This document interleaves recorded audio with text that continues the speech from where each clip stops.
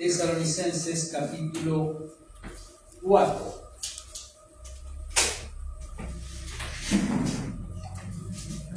Vamos a leer del versículo 1 al versículo 8, que van a ser los versículos que vamos a estudiar. Y este pasaje le vamos a poner como título que Pablo le está recordando a esta iglesia joven sobre la vida que le agrada a Dios. Ese es el título que le vamos a poner a este pasaje de 1 de Tesalonicenses 4, del 1 al 8.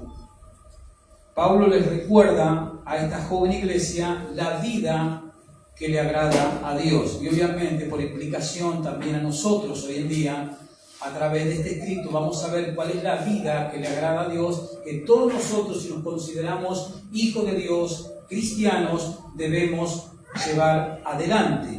Hoy vamos a estudiar esos 8 versículos. Vamos a darle lectura. Versículo 1 del capítulo 4, Pablo comienza escribiendo lo siguiente: por lo demás, hermano, os rogamos y exhortamos en el Señor Jesús que de la manera que aprendisteis de nosotros, cómo os conviene conduciros y agradar a Dios, así abundéis más y más. Versículo 2, porque ya sabéis qué instrucciones os dimos por el Señor Jesús, pues la voluntad de Dios es vuestra santificación, que os apartéis de fornicación, que cada uno de vosotros sepa tener su propia esposa en santidad y honor, no en pasiones de concupiscencia como los gentiles que no conocen a Dios. Que ninguno agravie ni engañe en nada a su hermano, porque el Señor es vengador de todo esto, como ya os hemos dicho y testificado. Pues no nos ha llamado Dios a inmundicia, sino a santificación. Así que el que desecha esto, no desecha a hombre, sino a Dios, que también nos dio su Espíritu Santo. Amén. Así que Pablo aquí les recuerda a estos creyentes la vida que le agrada a Dios. La manera de conducirnos mientras estemos en esta tierra, que tenemos que tener aquello que hemos sido llamados a hacer, como dijo Jesús en los evangelios, sobre todo el evangelio de Mateo. Jesús dijo que el creyente es llamado a hacer ¿qué? 2 cosas: sal y luz. Amén. Y aquí Pablo está recordando a estos creyentes sobre cuál es la vida que le agrada a Dios. Vamos a ir al versículo 1, donde Pablo dice: por lo demás, hermano, os rogamos y exhortamos en el Señor Jesús. Pablo ruega en esta carta. Pablo no solamente ruega, sino que anima, exhorta en un sentido positivo. Él está animando a estos creyentes ¿con qué? Con palabras del Señor, dice el texto. Os rogamos y exhortamos en el Señor Jesús. Con palabras del Señor, es decir, con la autoridad de Cristo mismo. Eso es lo que significa la palabra en el Señor. Os rogamos y exhortamos en el Señor. ¿No? El apóstol Pablo está escribiendo bajo la inspiración del Espíritu Santo, y él está escribiendo con palabras del Señor, es decir, con la autoridad misma del Señor Jesucristo. Por ejemplo, fíjese en el versículo que sigue, en el 2, porque ya sabéis las instrucciones que os dijimos por el Señor Jesús. Nuevamente les recuerda el apóstol Pablo que le está escribiendo con la autoridad que emana directamente de la autoridad del supremo Señor de señores, el Señor Jesucristo. Fíjense en el versículo 15, siempre del mismo capítulo. Versículo 15, por lo cual os decimos esto en palabras, por tercera vez, en palabras del Señor. Una vez más, Pablo les recuerda una y otra vez que él estaba escribiendo con la autoridad del Señor Jesucristo. Y nosotros estamos leyendo este pasaje, el cual fue escrito, el cual fue traído por el Espíritu Santo a través de Pablo. ¿Y qué es? Palabra del Señor. Lo vemos claramente. Si nos vamos al capítulo 5, el capítulo siguiente, en el verso 27, Pablo va a volver a decir el mismo principio. versículo 27 del capítulo 5. Dice, os conjuro, ¿no? En la salutación final que hace Pablo de la epístola, os conjuro por el Señor que esta carta se lea a todos los santos hermanos. Entonces, claramente el apóstol Pablo, volvemos al 4.1, el apóstol Pablo, con palabras del Señor, es decir, con la autoridad de Cristo mismo, les estaba escribiendo, y él les dice en el verso 1, os rogamos y exhortamos en el Señor. Dice, de la manera, sigue diciendo el texto, que de la manera que aprendisteis de nosotros, como os conviene conduciros. Fíjese el capítulo 2 anterior y el versículo 10. ¿Cómo se condujo Pablo entre ellos? Capítulo 2, versículo 10. Y ahí nos va a decir cómo se condujo Pablo cuando estuvo entre ellos. Capítulo 2, verso 10 dice, vosotros sois testigos, le dice a los tesalonicenses, vosotros sois testigos y Dios también, y escuche, de cuán santa, justa e irreprensiblemente nos comportamos con vosotros, los creyentes. Por eso en el capítulo 4, a la mitad del texto, dice, de la manera que aprendisteis de nosotros. ¿Qué habían aprendido estos creyentes de Tesalónica en cuanto a la conducta que tenía el apóstol Pablo? ¿Qué habían aprendido? Que el apóstol Pablo era una persona que se conducía ¿cómo? Se conducía de la manera que le agradaba a Dios, con una vida santa, pura, sin engaños, sin sacar provecho de nada. Eso es lo que le está recordando el apóstol Pablo en el verso 1. 4.1. Por lo demás, hermanos, rogamos y exhortamos en el Señor que de la manera que aprendisteis de nosotros. Y en el capítulo 2, verso 10 nos muestra de qué manera el apóstol Pablo se había conducido cuando estuvo entre ellos. Conducidos y agradar a Dios, así abundéis más y más, como os conviene conducidos y agradar a Dios. Pablo siempre se condujo en obediencia. ¿Y para qué lo hacía Pablo? El conducirse con obediencia. Un solo propósito: agradar a Dios. Agradar a Dios. Y él fue un ejemplo de esa conducta para estos creyentes de Tesalónica, como vimos en el versículo 10 del capítulo 2. Pero si nosotros queremos apoyar esto, vamos a 2 de Corintios, capítulo 5, segunda carta a los Corintios, y escuchemos a Pablo aquí ahora escribiéndole a la iglesia de los Corintios, capítulo 5, versículo 9, para que veamos cómo el apóstol Pablo siempre se condujo en obediencia con un fin: agradar a Dios. Y fue un ejemplo de conducta para los creyentes de Tesalónica. Y fíjese lo que escribe aquí a la iglesia de Corintios. 2 de Corintios 5:9 dice: por tanto, procuramos también, y dice Pablo, ausentes o presentes, serle agradable. Estando presentes o ausentes, ¿qué quería hacer Pablo hacia Dios? Agradarlo en todo, al Señor, en todo momento. Y si nosotros nos vamos al libro de Efesios, capítulo 5, Pablo nos va a mostrar una vez más que su deseo era siempre agradar al Señor. Efesios, capítulo 5, versículo 8. Efesios, capítulo 5, versículo 8. Allí dice el apóstol Pablo: porque en otro tiempo erais tiniebla. Le está recordando a los creyentes que había en la iglesia de Éfeso, que eran en otro tiempo estos creyentes incrédulos, amantes del pecado, practicantes del pecado. Eso es lo que le está recordando el apóstol Pablo en el verso 8, porque en otro tiempo erais tinieblas. Lo mismo es para nosotros, hermanos. En otro tiempo, antes que el Señor nos salve, antes que el Señor derrame gracia salvífica sobre nosotros, ¿a dónde nos conducíamos? En las tinieblas. Andábamos en la corriente de este mundo, que es dictada por el príncipe de la potestad del aire, como dice este libro de Efesios en el capítulo 2, verso 1 y 2.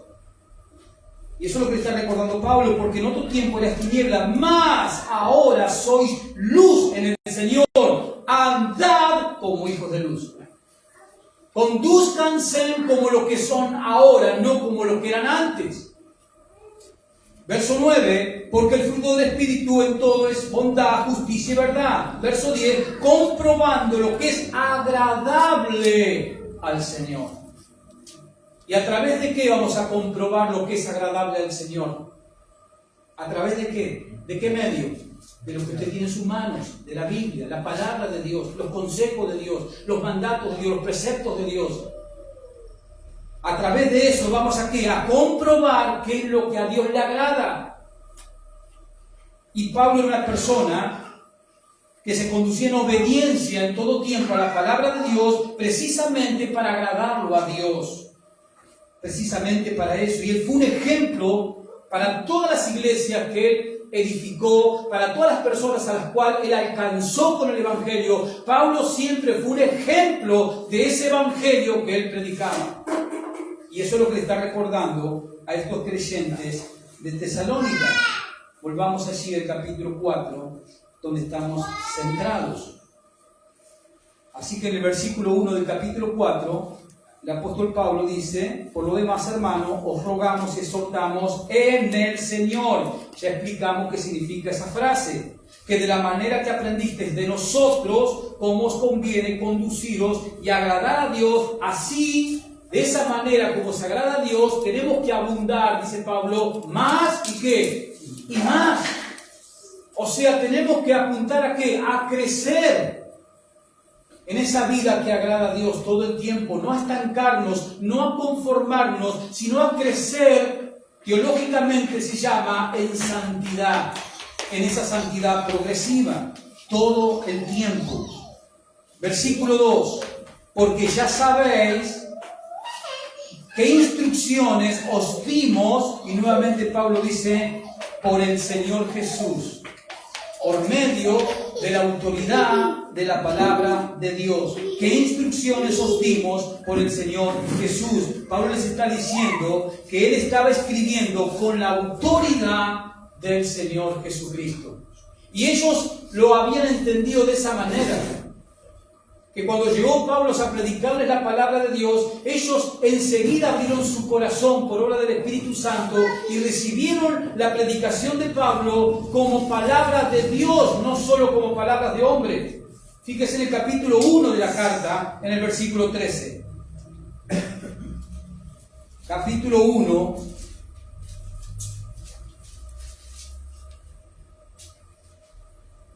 Capítulo 2, versículo 13. Dice, por lo cual, dice Pablo, también nosotros, sin cesar, damos gracias a Dios de que cuando recibiste la palabra de Dios que oíste de nosotros, la recibiste no como palabra de hombre, sino según es verdad, la palabra de Dios, la cual actúa en vosotros los creyentes. Claramente, hermanos, Pablo escribía con la autoridad de Dios y estos creyentes de Tesalónica así lo habían creído y así lo habían recibido. Y el apóstol Pablo les recuerda eso en el versículo 1 y versículo 2 del capítulo 4. Dice el versículo 2 así: ¿qué instrucciones, le dice Pablo, les dimos con la autoridad del Señor? O sea, por el Señor, con la palabra venida de parte de Dios. Pablo les estaba diciendo que él escribía con esa autoridad del Señor Jesucristo. Versículo 3, pues la voluntad de Dios, recuerde que Pablo ya lo dijo en el verso 1 y verso 2, que él le estaba escribiendo con la autoridad del Señor Jesucristo, y ahora les va a decir cuál es la voluntad del Señor Jesucristo, del Dios eterno, del Dios encarnado. Pues la voluntad de Dios es vuestra santificación. La voluntad de Dios. Toda la palabra de Dios contiene ¿qué?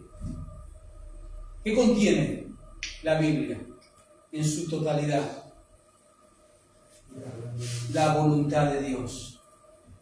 La Biblia contiene la voluntad de Dios expresada tanto en afirmaciones como en prohibiciones. Pero toda la Escritura contiene la voluntad de Dios, tanto en afirmaciones como en prohibiciones. Por ejemplo, vamos a tomar un ejemplo, vayamos nuevamente a Efesios capítulo 5, para ver la voluntad de Dios expresada en afirmaciones y en prohibiciones. Efesios 5. versículo 21. Vamos a ver un ejemplo en este pasaje de afirmaciones y prohibiciones que son la voluntad de Dios. En esta porción que ahora vamos a leer, queda claro. Efesios 5, verso 21. Dice, someteos los unos a los otros en el temor de Dios. ¿Qué es eso? La voluntad de Dios. En afirmaciones claras. ¿Cuáles son las afirmaciones aquí? Someteos, ¿quiénes? Los unos a los otros. Y ese mandato, esa afirmación, ¿para quién es? Para la iglesia, para nosotros. Someteos, hermanos, unos a los otros. Nadie es más que otro y nadie es menos que otro. Someteos por amor los unos a los otros. ¿Someteos a qué? A soportar al hermano, a aguantar al hermano, a tenerle paciencia al hermano para que siga creciendo. Y eso es recíproco, uno a otro. Someteos. ¿Qué son esas afirmaciones? ¿De qué? De la voluntad de Dios. Sigue diciendo Pablo allí en el verso 22, las casadas estén sujetas a sus propios maridos. ¿Qué son esas afirmaciones? En este caso, mandatos ¿de qué? De Dios a través de su palabra. Esa es su voluntad. ¿Para qué? Para la relación conyugal. ¿Qué le dice en la relación conyugal el Señor? ¿Qué le dice a las mujeres en la relación conyugal? Sométanse. Dice el verso 23, porque el marido es cabeza de la mujer. El marido es el responsable. Hay una responsabilidad sobre el hombre que tiene familia. Es una responsabilidad que tenemos nosotros los hombres hacia Dios. ¿De qué? De alimentar, de cuidar, de amar, de cuidar, proteger. ¿A quién? A la esposa. ¿A quién? Que Dios me ha dado. Es mi responsabilidad. Y es mayor mi responsabilidad en el plano espiritual. Soy yo el hombre, el sacerdote de la familia, el líder de la familia, el que tengo que llevar adelante lo espiritual en mi familia. ¿Qué es eso? La voluntad de Dios. ¿Para quién? Para mí, como cabeza de hogar. Expresada aquí en mandatos. Pero ¿qué más nos dice el apóstol Pablo? Verso 24, así que como la iglesia está sujeta a Cristo, esto es para las esposas, así también las casadas le estén a sus maridos en todo. Verso 25, maridos. Ahora vienen aquí los mandatos para los esposos. Maridos, amad a vuestras mujeres. ¿De qué manera le podemos preguntar al Señor? Y el Señor te va a responder, ¿cómo Cristo amó la iglesia? Ese es el amor que tú le tienes que tener a tu esposa. Como Cristo amó a la iglesia, Cristo es el ejemplo que tienes que imitar. Y se entregó a sí mismo por ella. Verso 26, para santificarla, habiéndola purificado en el lavamiento del agua por la palabra. Maridos, santifiquen a sus esposas con la palabra de Dios. Verso 27, a fin de presentársela a sí mismo una iglesia gloriosa, que no tuviese mancha ni arruga, ni cosa semejante, sino que fuese santa y sin mancha. Verso 28, así también los maridos deben amar a sus mujeres como a sus mismos cuerpos. El que ama a su mujer, a sí mismo se ama. Verso 29, porque nadie aborreció jamás a su propia carne, sino que la sustenta y la cuida como Cristo, como también Cristo a la iglesia. Verso 30, porque somos miembros de su cuerpo, de su carne y de sus huesos. Por esto dejará el hombre a su padre y a su madre y se unirá a su mujer, y los dos serán una sola carne. Grande es este misterio, mas yo digo esto respecto a Cristo y de la iglesia. Por lo demás, cada uno de vosotros ame también a su mujer como a sí mismo, y la mujer respete a su marido, que anteriormente Pablo dijo, sométase a su marido. Y después en el verso 6 sigue con los hijos. ¿Cuál es la voluntad de Dios para los hijos? Hijos, obedeced en el Señor a vuestros padres, porque eso es justo, dice Dios. Esa es la voluntad expresada en mandatos y afirmaciones de Dios, en este caso para los hijos, anteriormente para los esposos y para las esposas. Verso 2, para los hijos, sigue hablando Pablo, honren a sus padres y a su madre, que es el primer mandamiento con promesa, para que te vaya bien. Hijos, ¿quieren que les vaya bien en la vida? Honren con todo lo que significa esa palabra en su amplitud. Honren a su padre y a su madre. Verso 3, para que te vaya bien y seas de larga vida sobre la tierra. Otra vez mandato ahora para los padres, papá y mamá. Y vosotros, padres, papá y mamá, no provoquéis a ira a vuestros hijos, sino criarlos en la disciplina y amonestación del Señor. O sea, papá y mamá, no críes a tus hijos según el modelo del mundo. No críes a tus hijos según la tradición que trae de tus papás. Cría a tus hijos conforme a la palabra de Dios. Ahí vemos la voluntad de Dios expresada. Este es un ejemplo, y la Biblia está llena de ejemplos de ese tipo en cuanto a cuál es la voluntad de Dios, la cual es expresada en afirmaciones como en prohibiciones, como vimos en este pasaje como ejemplo. Y también la voluntad de Dios incluye la salvación. La voluntad de Dios incluye, Dios quiere que las personas se salven. Es su voluntad. Venga primera de Timoteo capítulo 2 y sigamos escuchando al gran apóstol Pablo. Primera de Timoteo capítulo 2.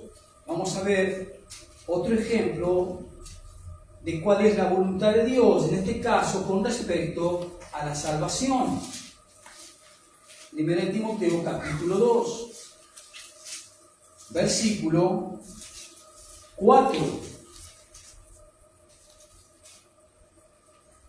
Verso 3, para tener el contexto. Primera de Timoteo 2:3 dice, porque esto es bueno y agradable delante de Dios nuestro Salvador. ¿Quién es ese Dios Salvador? Jesucristo. Verso 4, el cual quiere, esa es la voluntad de Dios, el cual quiere que todos los hombres sean ¿qué? Se salven. No terminen en el infierno, no terminen en la condenación eterna. La voluntad de Dios es que todos los hombres sean salvos, y no solo eso, sino que vengan al conocimiento de la verdad. Esa es la voluntad de Dios, que todos los hombres se salven. Cuando nosotros le estamos predicando a alguien, cuando nosotros le estamos testificando a una persona, nosotros le estamos dando la voluntad de Dios a esa persona. Le estamos diciendo, Carlos, Cacho, Dios quiere que te salves. Deja tu pecado, cree en Jesús, pídele a Dios que te salve, porque es su voluntad. Pero también es real que nos encontramos con ¿qué? Con la realidad del pecado encristado en las fibras más íntimas del corazón humano, que rechaza esa bondad de Dios, esa voluntad de Dios que Él quiere que todos se salven. Pero también la voluntad de Dios expresada en la Biblia, venga conmigo a Romanos capítulo 12, nos muestra que la voluntad de Dios es que nosotros hagamos permanentemente un sacrificio individual, personal. Romanos capítulo 12, versículo 1. Vemos las distintas facetas de la voluntad de Dios expresada en las Escrituras. Romanos capítulo 12, en cuanto al sacrificio individual, fíjese lo que dice la voluntad de Dios expresada por el apóstol Pablo. Romanos 12:1 dice, así que, hermanos, os ruego por las misericordias de Dios que presentéis vuestros cuerpos en sacrificio vivo, santo, agradable a Dios, que es vuestro culto racional. La manera correcta de agradar a Dios, ¿cuál es? Que sometamos todo nuestro ser a la voluntad de Dios, que vivamos para Dios, que sirvamos a Dios. ¿Cuándo? Todo el tiempo. Ese es el verdadero culto, y es un culto a Dios como racional, con razonamiento, cuando entendemos las Escrituras. Pero también, volvamos a Efesios 5, la voluntad de Dios es que los creyentes vivan llenos del Espíritu Santo. Esa también es la voluntad de Dios. La voluntad de Dios no solamente que Él quiere que todos se salven, la voluntad de Dios es que el creyente sirva a Dios con todo su cuerpo, con todo su ser, sino que también la voluntad de Dios es que el creyente viva lleno del Espíritu Santo. Efesios 5, verso 18. El apóstol Pablo pone el ejemplo de lo que hace el alcohol en una persona. Cuando una persona se emborracha, queda bajo el control ¿de qué? Del alcohol. ¿Estamos de acuerdo con eso? Cuando una persona se emborracha, queda bajo el control del alcohol. Para graficarnos, para ilustrarnos que el creyente tiene que estar lleno del Espíritu. ¿Para qué? Para que esté bajo el control del Espíritu. Ese es el ejemplo que Pablo está dando aquí en el 5:18. Por eso dice, no os embriaguéis con vino, que no te controle, en este caso, el alcohol. Cuando yo me enojo y no le pongo límites, corro un riesgo. ¿Cuál es el riesgo que corro? Cuando yo me enojo y no le pongo límites y le doy rienda suelta al enojo. ¿Cuál es el peligro en el cual me meto? Que el enojo me controle. O que la envidia me controle, o que la avaricia me controle. Y Pablo dice, no embriaguéis con vino, o no te llenes de enojo, puede ser también, en el cual hay disolución. Antes bien, acá está la voluntad de Dios para nosotros los creyentes. La voluntad de Dios es ¿cuál? Que estemos llenos del Espíritu Santo. Y ya lo hemos estudiado. ¿Cómo puedo yo, creyente en Cristo, tener mi vida llena del Espíritu Santo? ¿Cómo? ¿Cómo puedo hacerlo? Colosenses 3:16 me lo enseña. Con la lectura, con el estudio de la palabra de Dios. Cuando más Biblia haya en mi mente, más lleno del Espíritu Santo voy a estar. Y cuando más lleno del Espíritu Santo esté, voy a agradar a Dios. Y voy a ser de bendición para mi familia, para los que están alrededor mío, para la sociedad donde vivo. Esa también es la voluntad de Dios, que estemos llenos del Espíritu Santo. Pero también la voluntad de Dios es la sumisión. La sumisión también es la voluntad de Dios para nosotros. Venga conmigo a 1 de Pedro, capítulo 2. Estamos extendiéndonos en este punto, porque es importante, hermano, ya lo está viendo usted lo importante que es conocer la voluntad de Dios, la cual está expresada en afirmaciones, en mandatos, en su palabra. 1 de Pedro, capítulo 2, versículo 13. Aquí vemos la voluntad de Dios en cuanto a la sumisión. Capítulo 2, verso 13, dice así, 1 de Pedro, ¿por causa de quién? ¿Qué dice Pedro? Por causa de Dios, por causa del Señor. ¿Qué tenemos que hacer? Someteos ¿a qué? A toda institución humana, ya sea el rey, entonces el gobierno, como a superior, ya a los gobernadores, como por él enviados para castigo de los malhechores y alabanza de los que hacen el bien. Porque esta es la voluntad de Dios. ¿Te queda claro? ¿Cuál es la voluntad de Dios? Que nos sometamos a toda institución humana. El apóstol Pablo en el capítulo 13 de Romanos, a partir del verso 1, te lo vuelve a explicar. Que no hay autoridad que no esté delegada, que no esté colocada ¿por quién? Por Dios. Y eso habla de todo tipo de autoridad. Los jovencitos que van a la escuela deben respetar ¿a quién? A sus maestras, porque mientras estén en el aula, la maestra que está dando clase es la autoridad. Y yo como cristiano debo dar el ejemplo y no seguir a la manada de incrédulos que le hacen la vida imposible, en este caso a la maestra. Si yo estoy en ese grupo, yo no me tengo que prender a hacerle la vida imposible a la maestra, porque yo como creyente ya sé que la voluntad de Dios es que debo respetar a todo tipo de autoridad que está sobre mí, porque ha sido puesta por Dios. Sumisión. Nosotros tenemos que ser sumisos a las autoridades que Dios ha delegado. Si yo estoy trabajando de empleado, tengo ¿qué? Un jefe, un patrón. Y como cristiano, ¿qué debo hacer? Someterme a ese jefe, a ese patrón. Y obedecerlo. En todo ámbito, en todo lugar, como cristiano, debo irradiar la sumisión. Porque no hay autoridad que no haya sido puesta por el Señor. Pero también Pedro en el capítulo 3 nos habla del sufrimiento. Capítulo 3, versículo 17.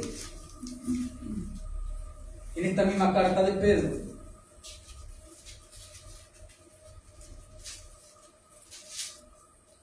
Está hablando Pedro aquí, a partir del verso 8, de que el cristiano tiene que tener una buena conciencia.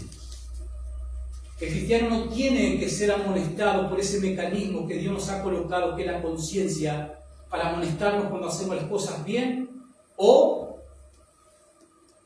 bendecirnos cuando hacemos las cosas, no al revés, cuando hacemos las cosas mal, nos amonesta, nos trae culpa la conciencia, y cuando hacemos las cosas bien, nos da paz la conciencia. De eso está hablando Pedro a partir del verso 8, de que el cristiano tiene que tener ¿qué? Una buena conciencia. ¿Eso es fruto de qué? De que viene haciendo las cosas como correctamente, como Dios manda. Entonces no va a haber ningún sentir de culpa en nosotros. ¿Vivimos así? Pregúntate, ¿cómo está tu conciencia? ¿Cómo viene tu conciencia? ¿O te acusa de algo la conciencia? Ese mecanismo que Dios nos ha colocado. Es una alarma que nos dice, che, hiciste mal, corregí eso, pedí perdón, pedí disculpa. ¿Cómo venimos con la conciencia? De eso está tratando Pedro aquí, pero dice el verso 17, porque mejor es que padezcáis, que sufráis, porque mejor es que padezcáis, dice Pedro, haciendo el bien, si la voluntad de Dios así lo quiere, que haciendo el mal. Si tú sufres porque hiciste algo mal, ¿cuál es la gloria? Ninguna. Pero aquí la voluntad de Dios que nos dice que a veces vamos a sufrir. A veces Dios permite que entremos en el horno de la aflicción. ¿Por qué? ¿Porque Dios es malo? No, porque Dios nos está forjando, porque Dios nos está limpiando, para que cada vez el carácter de Cristo se vea más en nosotros. A veces es necesario que Dios nos meta en el horno, porque estamos tan agarrados a ciertas cosas que no las queremos dejar, que Dios tiene que meternos en la prueba de la aflicción. Por eso a veces también la voluntad de Dios es el sufrimiento. Y a través del conocimiento de la palabra de Dios vamos a saber discernir si ese sufrimiento que estoy atravesando es porque es la voluntad de Dios o porque es producto y es la cosecha de algo indebido que he hecho o estoy haciendo. Pero eso también es la voluntad de Dios. Pero también la voluntad de Dios es que tengamos paciencia. Y una paciencia perseverante. Venga conmigo a Hebreos capítulo 10. Vuelvo un poquito para atrás. Está Hebreos capítulo 10, versículo 36. 36. La voluntad de Dios también es la paciencia perseverante. Fíjese que usa dos palabras, paciencia y perseverancia. 10:36. ¿Cómo es tu paciencia, hermanos? ¿Poca? ¿Más o menos? ¿Abunda? ¿Es perseverante tu paciencia? Dice el autor de Hebreo, porque os es necesaria. ¿Escuchó? ¿Qué es para nosotros los creyentes? ¿Qué es? Necesaria. Primordial. Porque es necesaria la paciencia. Para que habiendo hecho la voluntad de Dios, obtengáis la promesa. O sea que para hacer la voluntad de Dios, ¿qué se requiere? Paciencia. ¿Es verdad o no? Amén. También la voluntad de Dios es la paciencia perseverante. La voluntad de Dios es que todos los hombres se arrepientan y crean en Jesucristo para la salvación. La voluntad de Dios es que el creyente debe sacrificarse en todo su ser, brindándoselo, obsequiándoselo al Señor como un sacrificio vivo, como decía Pablo en Romanos. La voluntad de Dios es que el creyente viva lleno del Espíritu Santo. La voluntad de Dios es la sumisión a toda autoridad. Esa es la voluntad de Dios también. Y la voluntad de Dios también es que el creyente debe tener una paciencia perseverante. Y podemos estar hablando toda la noche a través de las Escrituras de lo que es la voluntad de Dios en otros aspectos. Pero volvamos a Primera de Tesalonicenses.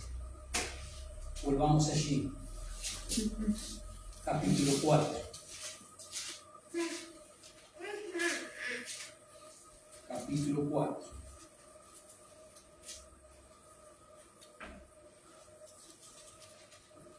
Capítulo 4, verso 1. Por los demás, hermanos, rogamos, exhortamos en el Señor que de la manera que aprendiste de nosotros, como os conviene conduciros y agradar a Dios, así abundéis más y más. Verso 2, porque ya sabéis, dice, qué instrucciones os dimos por el Señor Jesús. Pues la voluntad de Dios, dice, es vuestra santificación. Y Pablo aquí se refiere a ser apartado del pecado para Dios. A eso se refiere esa palabra santificación allí. A ser apartado para Dios, para el uso de Dios, para el servicio de Dios. Pregunta, ¿tú estás viviendo el cristianismo de esa manera? ¿Tú estás viviendo tu relación con Cristo con la conciencia de que Dios te santificó? O sea, te apartó para Él, para su uso. ¿Estás viviendo de esa manera tu cristianismo? ¿O simplemente te conformas con decir, soy cristiano, soy evangélico, pero después con mi vida sigo haciendo lo que yo quiero, lo que a mí me gusta, sigo adelante con mis planes, mis propósitos, mis objetivos, mis sueños? ¿O estamos viviendo para los planes de Dios? La voluntad de Dios es vuestra santificación. Y Pablo aquí se refiere a eso, a ser apartados del pecado para Dios.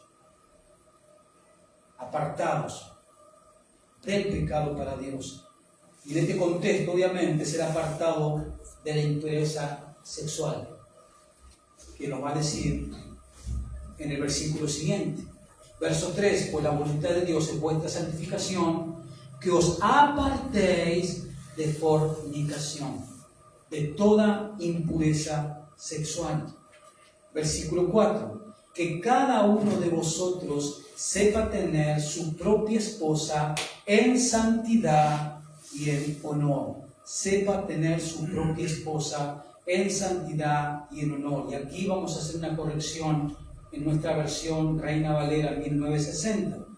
La palabra griega que se traduce como esposa significa vaso.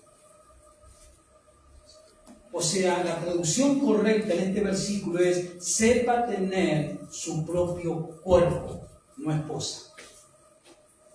¿Entiendes? Por el contexto nos damos cuenta. Ahí en el verso 4 dice que sepa tener su propia esposa en santidad y honor. Se refiere a vaso, la palabra griega significa vaso y se está refiriendo, obviamente por el contexto de estos 8 versículos, al cuerpo del creyente. La mejor manera de leer ese texto es así: sepa tener su propio cuerpo en santidad y honor. Se refiere al cuerpo por el contexto. Tenemos un ejemplo claro de esto en 2 Corintios 4:7. 2 Corintios 4:7. Acompáñenme allí. Un versículo muy conocido. 2 Corintios 4, versículo 7.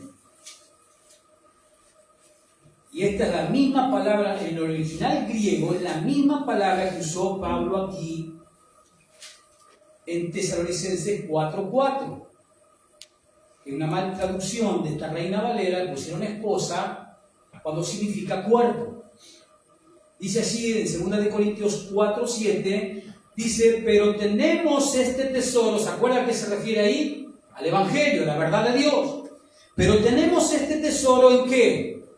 En vasos de barro. ¿Está hablando de qué? Del cuerpo humano. Esa misma palabra es usada aquí, usó Pablo en el original cuando escribe en 1 Tesalonicenses 4:4 que la mal traducción de la Reina Valera pusieron esposa. Pero por el contexto está hablando del cuerpo del creyente. Por el contexto de estos 8 versículos que está hablando de la santidad personal, está hablando de la voluntad de Dios, que nuestra santificación, que nos apartemos de toda cosa inmoral, está hablando de que el creyente debe tener su cuerpo en santidad y honor. Eso es lo que está diciendo el capítulo 4, versículo 4. Sigue diciendo el versículo 5, no en pasiones de concupiscencia como los gentiles que no conocen a Dios. ¿Ve el contexto? De que esa palabra esposa es realmente cuerpo del creyente, que debemos tener el cuerpo del creyente como en santidad y en honor, llevando una vida que le agrade al Señor. No, dice el verso 5, en pasiones de concupiscencia. ¿Y esa palabra qué significa? Concupiscencia significa deseos desordenados y desmedidos. En este contexto, con lo sexual, pero se puede aplicar a muchas otras cosas. ¿La gula es pecado o no? Según las Escrituras. ¿Saben lo que es la gula? Bueno, ¿qué es la gula? Es un deseo desordenado y desmedido. Cuando la persona come y no pone freno de ningún tipo. Pero en este contexto que está Pablo hablando de la santidad del cuerpo del creyente, de la vida que agrada a Dios que tiene que vivir el cristiano, obviamente se está refiriendo con concupiscencia a eso. Por eso dice, no en pasiones de concupiscencia como los gentiles que no conocen a Dios. ¿Cómo vive el gentil? ¿Cómo vive aquel que no conoce la palabra de Dios? ¿Cómo vive el mundo? ¿Cómo vive la sociedad? ¿Vive en concupiscencia o no? ¿O le ponen freno a sus deseos? ¿Le ponen freno a sus deseos? No, a ningún deseo le ponen freno. Encima los gobiernos que están de turnos legislan leyes para que a esos pecados los hagan legales. Tienen fuerza legal encima de los pecados. En estos tiempos que vivimos, para que veamos lo peligrosos que son. Por eso dice Pablo aquí que el creyente no debe vivir en concupiscencia. En este caso en inmoralidad sexual, pero eso amplía a todo. No debemos vivir en concupiscencia. No debemos vivir en deseos desordenados y desmedidos en ningún área. Tenemos que ser siempre prudentes. No en pasiones de concupiscencia como los gentiles que no conocen a Dios. El verso 6 dice Pablo, que ninguno agravie ni engañe en nada a su hermano. Está hablando en un contexto de una iglesia, de creyentes. ¿Cómo nos tenemos que tratar entre nosotros? Como decía en el capítulo 3, ¿se acuerda? En amor, la base de nuestra relación entre hermanos, ¿cómo tiene que ser? En base al amor. El amor todo lo soporta, todo lo sufre, todo lo cree. Nos tenemos que tratar en amor los creyentes. Y obviamente que si nos tratamos en amor, no va a haber ningún creyente que engañe ni lastime al otro. ¿Se entiende? Eso es lo que Pablo les está diciendo en este verso 6. Ninguno engañe en nada. ¿Escuchó? En nada, absolutamente en nada a su hermano. Y obviamente esto está relacionado al contexto en el cual Pablo les está escribiendo acerca de la vida que agrada a Dios. Si yo estoy sacándole ventaja a un hermano, si yo le estoy mintiendo a un hermano, si yo le estoy engañando a un hermano, no estoy llevando adelante una vida que le agrade a Dios. En ese contexto, Pablo le dice a estos creyentes de Tesalónica que nadie engañe en nada a su hermano. ¿Por qué? ¿Qué dice el versículo al final? Porque el Señor, ¿qué pasa? ¿Qué es el Señor? Es el vengador de todo esto, como ya os hemos dicho y testificado. El Señor es vengador. Y Pablo está diciendo que Dios es quien da al final, ¿qué? La recompensa. La recompensa. Porque Él es quien, el juez de todo. Él es quien da la recompensa final por los pecados. Por eso Pablo dice que nadie engañe en nada a su hermano, porque el Señor es vengador de todo esto, como ya os hemos dicho y testificado. El Señor es el vengador. ¿Se acuerdan lo que leyó Nicolás en Hebreos 13, verso 4? ¿Se acuerdan o no? Vayamos allí, Hebreos 13, 4. Para que veamos un ejemplo de que el Señor es quien da la recompensa final a los pecados. Hebreos 13, versículo 4. Versículo 4, dice el apóstol Pablo, el autor de esta carta, dice: honroso sea en todo el matrimonio y el lecho sin mancilla. Pregunta: ¿es esa la voluntad de Dios en cuanto al matrimonio? ¿Es o no es la voluntad de Dios? Claro que lo es. ¿Cuál es la voluntad de Dios? Honroso sea en todo el matrimonio. Honroso. Esa es la voluntad de Dios. Eso es lo que Dios ve del matrimonio. Y el lecho sin mancilla. Pero a los fornicarios y a los adultos los juzgará ¿quién? Dios. Al final de cuentas, ¿quién es el que va a juzgar? Dios. Por eso Pablo les dice allí a estos creyentes en el verso 6, dice que ninguno agravie ni engañe en nada a su hermano, porque el Señor es vengador de todo esto. Él es quien va a juzgar el pecado, como ya os hemos dicho y testificado. Versículo 7. Pues no nos ha llamado, dice Pablo, no nos ha llamado Dios ¿a qué? A inmundicia. Y esa palabra llamado ahí se está refiriendo el apóstol Pablo al llamado eficaz de Dios a la salvación de un pecador. Ese llamado que en la teología se llama llamado eficaz. ¿Por qué? Porque cuando Dios te llama para que seas salvo, ¿te salvas o no te salvas? ¿Sí o no? ¿Sí? Por eso se llama teológicamente llamado eficaz de Dios. Hay un llamado general de Dios a todas las personas para que dejen su pecado y crean en Cristo. Es un llamado general. Jesús lo dijo en el Evangelio de Mateo: muchos son llamados, pocos los escogidos. Esos pocos son porque reciben un llamado como eficaz de parte de Dios. Y en ese llamado eficaz que hace Dios por medio de la palabra de Dios y el poder del Espíritu Santo, en ese llamado Dios, ¿qué hace? Transforma en un abrir de ojos el corazón del pecador. A ese llamado se está refiriendo el apóstol Pablo.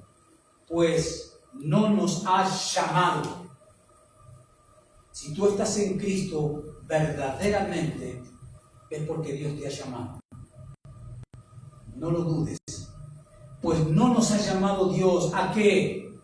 A inmundicia, a cosas sucias, a cosas inmundas, en pensamientos, en actitudes, en acciones. Dios no nos llamó a salvación para que nosotros vivamos una vida sucia moralmente. Dios nos llamó con el llamamiento eficaz a la salvación para que llevemos adelante una vida que honre a Dios, una vida santa, apartada del pecado, totalmente. Pero esta palabra llamado se refiere a ese llamado a la salvación. Romanos 8, versículo 30 y 31, léalo en su casa después. Ahí tendrá la cadena, el llamado de Dios a los que antes conoció, dice el verso. A los que antes conoció de Romanos 8, a estos también que justificó. Y a los que justificó, salvó y glorificó. La cadena de la salvación. Ese fue un llamado a la justificación. Y a ese llamado se está refiriendo Pablo allí en el verso 7 cuando dice: no nos ha llamado Dios a inmundicia. Que nos quede claro, hermanos queridos. Sino, ¿a qué nos llamó Dios? ¿Qué dice el versículo 7? Después de inmundicia. Sino, ¿a qué nos llamó? A santificación. Pablo está diciendo que Dios nos llamó a vivir apartados de todo tipo de pecado. apartado de toda obra pecaminosa. A eso nos llamó Dios con ese llamado a salvación. Fíjese en Colosenses capítulo 3 lo que dice el apóstol Pablo a esta iglesia de la ciudad de Colosa. Colosenses 3, versículo 5. Colosenses 3, versículo 5. Para que entendamos y le pongamos un poco de contexto y de esencia a lo que Pablo le estaba diciendo a los creyentes de Tesalónica, que Dios nos llamó a santificación, que Dios nos llamó a eso, a una vida pura. Dice Colosenses 3:5, haced morir pues lo terrenal en vosotros. ¿Qué es parte de la vida terrenal, de la vida que no ha sido regenerada por el poder de Dios? ¿Qué es? Y acá Pablo te da una lista. Fornicación, impurezas, pasiones desordenadas, malos deseos y avaricia, que es idolatría. Nosotros los cristianos tenemos que vivir apartados de esta conducta, de esta clase de deseos, que son parte y característica de un mundo caído, de un mundo enemistado con Dios, un mundo que ama el pecado. Nosotros no tenemos nada que hacer ahí. Al contrario, Dios nos llamó a las antípodas de esta vida. Nos llamó a una vida santa, una vida pura, una vida limpia de conciencia, de actitudes, de palabras, de pensamientos. Limpia tu mente de toda suciedad, porque estamos expuestos todo el tiempo, vivimos en un mundo caído, donde abunda la inmundicia y la suciedad. Abunda en la televisión, abunda en el internet, abunda en las películas de cine, abunda en la filosofía mundana. En todos lados abunda la suciedad, la inmoralidad. Y nosotros vivimos y somos parte de este mundo, pero lo que sí podemos hacer es no dejar, es hacer morir todo lo terrenal y vivir solamente para Dios cuando entendemos que Dios nos ha llamado con un llamado especial, eficaz al corazón, que transformó nuestro corazón, que nos hizo ver la gloria de Cristo, que ahora entendemos todas las cosas, que ahora sabemos nuestro futuro. ¿Cómo lo vamos a vivir conforme a ese llamado? A ese llamado de Dios a la salvación, a ese llamado a vivir en santidad, como dice Pablo. Volvamos al versículo que nos falta, el 8. Versículo 8 de Primera de Tesalonicenses 4.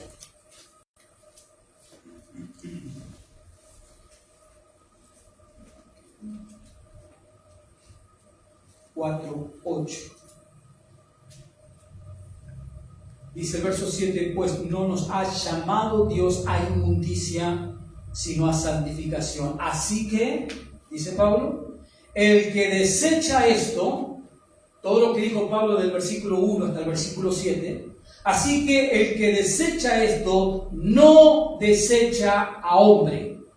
Pablo le está diciendo, escúchenme hermanos queridos, el que desecha todas estas instrucciones que les acabo de dar, no me está desechando a mí, dice Pablo, no está desechando al hombre, que es la herramienta que Dios está usando en ese momento para llevarles la voluntad de Dios con respecto a la santificación a estas personas. Así que el que desecha esto, no desecha a hombres, sino ¿a quién? A Dios. Y ese Dios que hizo con ese creyente al cual llamó con un llamado eficaz, ¿qué hizo Dios? Nos dio su Espíritu Santo. 1 Corintios 6, versículos 19 y 20. ¿Se acuerdan que dice Pablo allí? ¿O no os acordáis que soy ¿qué? Templo del Espíritu Santo? Nuestro cuerpo es la casa donde vive Dios en la persona del Espíritu Santo. El que desecha esto, y eso tiene que ver con todo lo que Pablo ya les dijo a partir del versículo 1. Y están desechando ¿a quién? Al Espíritu Santo. Y el Espíritu Santo, ¿qué es? Un don. Un don es un regalo que Dios nos ha dado por pura gracia.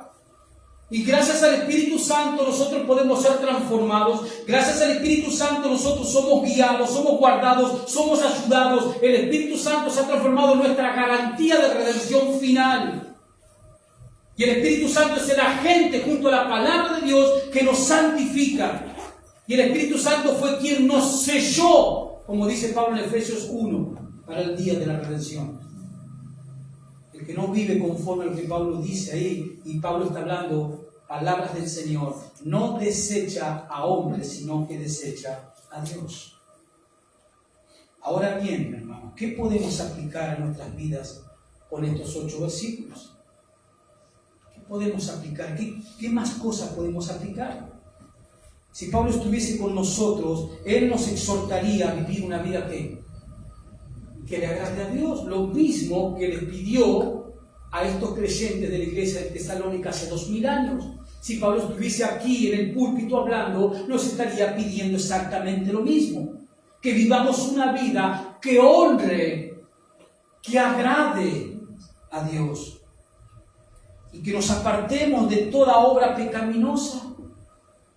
Eso también nos estaría diciendo el apóstol Pablo, que nos apartemos de toda obra pecaminosa y no olvidarnos de tener siempre presente en nuestras conciencias de que el Espíritu Santo vive dentro de nosotros, al cual no tenemos que contristar, como dice Efesios 5, al cual no tenemos que apagar, como dice Primera de Tesalonicenses, el capítulo 5.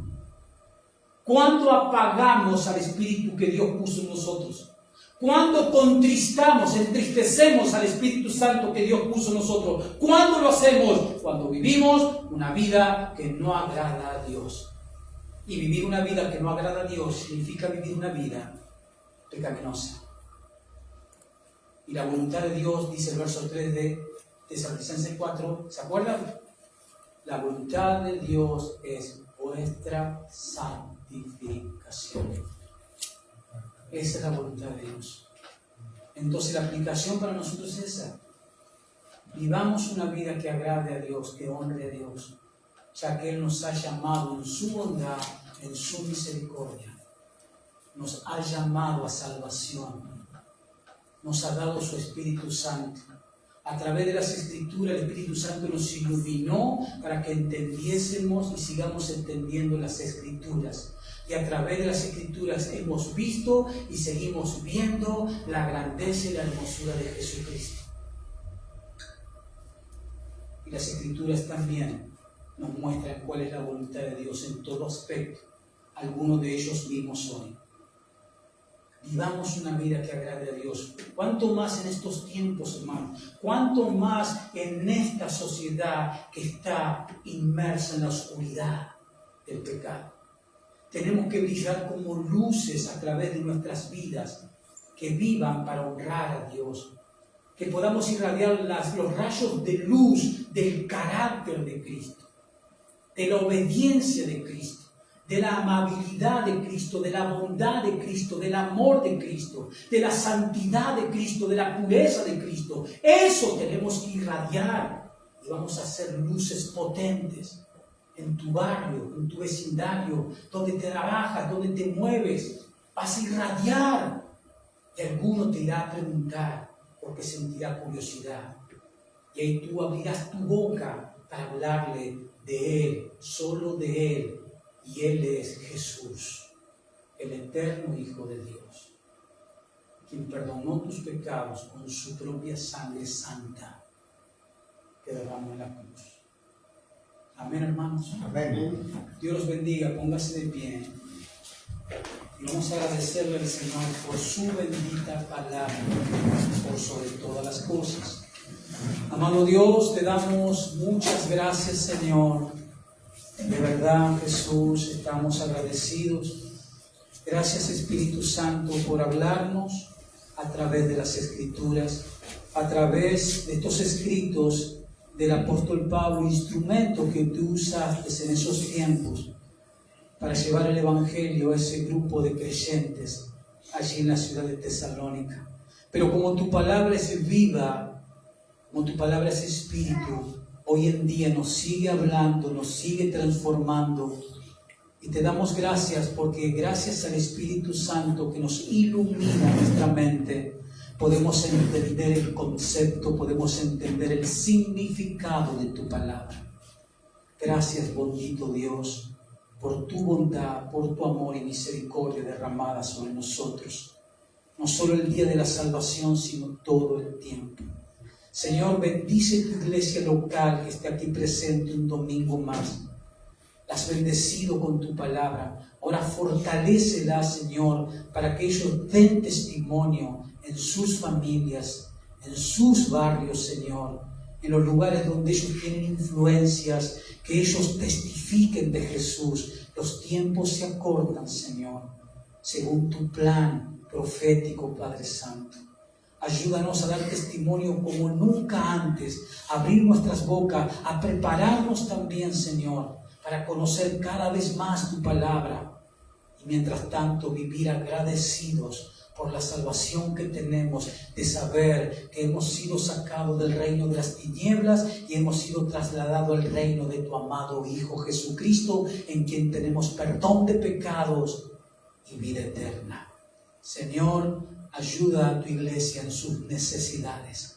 Aquel que tenga necesidad espiritual, aquel que tenga necesidad, Señor, material, que tú, oh Dios, en tu providencia, Dios de amor y misericordia, estés proveyendo para las necesidades de tu pueblo. Y bendice cada familia que está presente aquí también, Señor. Cada matrimonio, bendícelo por medio de tu palabra. Padre, gracias. En el nombre de Jesús.